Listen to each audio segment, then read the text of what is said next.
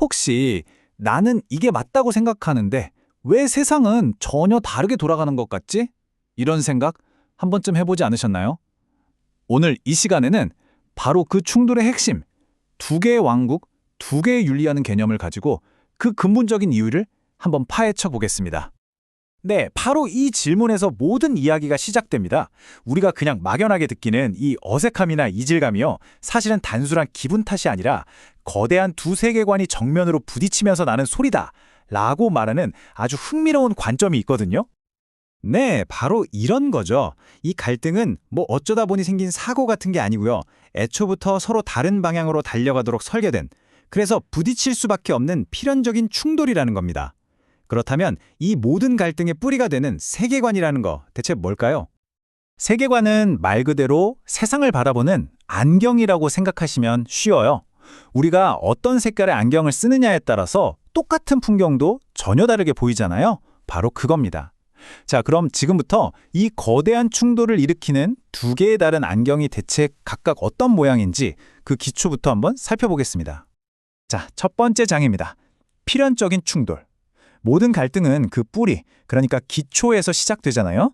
두 세계관이 과연 어떤 토대 위에 서 있는지부터 한번 짚어보죠. 이 두 그림이 모든 것의 시작점이라고 할 수 있습니다. 왼쪽은 인간의 이성을 최종 권위로 삼는 세속적 인본주의, 그리고 오른쪽은 신의 계시, 즉 성경을 절대 기준으로 삼는 신본주의입니다. 이게 마치 건물을 지을 때 첫 벽돌을 어디에 놓느냐의 문제랑 같아요. 시작점이 다르니까 그 위에 세워지는 모든 가치관이 완전히 다른 방향으로 뻗어나갈 수밖에 없는 거죠.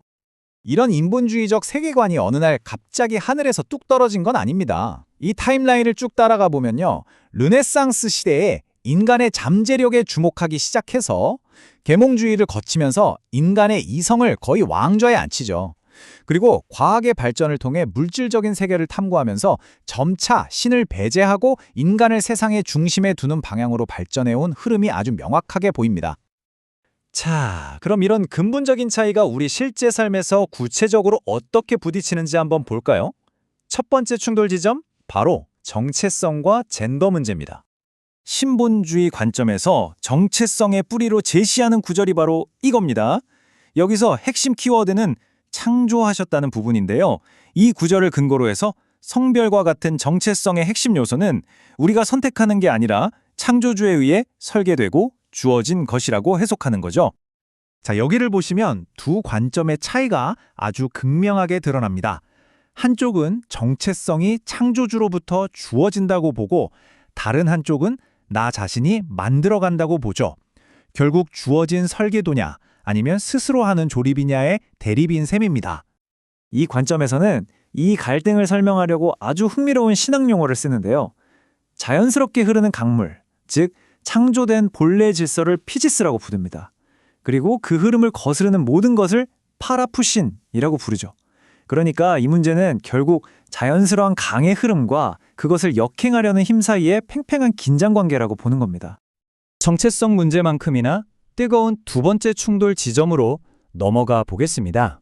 바로 부와 성공, 결국 돈에 대한 이야기입니다. 이 주제를 푸는 핵심 열쇠는 바로 청지기 직분이라는 개념입니다.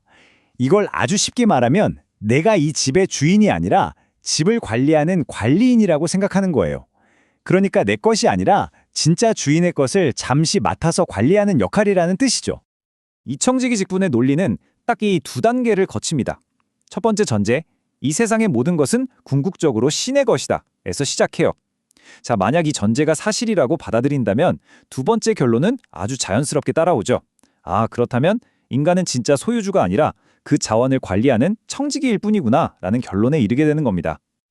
그리고 바로 이 지점에서 두 세계관이 다시 한번 정면으로 꽝 하고 부딪힙니다. 왼쪽은 내가 번 돈은 내 것이라는 자기 소유권의 논리, 오른쪽은 내가 가진 모든 것은 신이 맡긴 것이라는 청지기의 논리죠. 이 근본적인 전제 하나가 다르니까 돈을 버는 이유부터 쓰는 목적까지 모든 게 완전히 달라지는 겁니다. 와, 이 인용문은 청지기적 관점이 얼마나 거대한지를 정말 강렬하게 보여주죠. 이게 단순히 내 지갑 속 돈 문제만이 아니라는 거예요. 나의 시간, 나의 재능, 내 인간관계까지. 내 삶의 단 한 뼘도 예외 없이 전부 내 것이 아닌 관리의 대상이라는 선언이나 마찬가지입니다. 자, 이제 마지막 장, 세계관 전쟁입니다. 지금까지 살펴본 개별적인 충돌들이 왜 결국 하나의 거대한 뿌리, 그러니까 궁극적인 권위에 대한 싸움으로 귀결되는지 한번 정리해 보겠습니다. 이 표가 오늘 분석한 모든 내용을 한눈에 압축해서 보여주네요. 한번 보세요. 최종 권위를 인간의 이성에 두느냐, 성경에 두느냐, 이 첫 단추에 따라서 젠더 정체성은 스스로 결정하는 것이 되거나 창조된 것이 됩니다. 돈은 내 것이 되거나 맡겨진 것이 되고요. 결국 삶의 목적마저 자아 실현과 신의 영광이라는 완전히 다른 길로 갈라서는 거죠. 정말 모든 게 다 연결되어 있습니다. 결국 핵심은 이겁니다. 젠더 문제, 돈 문제 같은 개별적인 논쟁들은요, 사실 빙산의 일각에 불과하다는 거죠. 그 물밑에는 과연 누가 이 세상의 최종 규칙을 정할 권한을 가졌는가 하는 훨씬 더 거대하고 근본적인 권위의 문제가 숨어 있는 겁니다. 이 모든 분석은 결국 우리 각자에게 하나의 질문을 던지게 합니다. 이렇게 수많은 가치관이 충돌하는 세상 속에서 당신이 옳고 그름을 판단하는 최종 기준은 무엇인가요?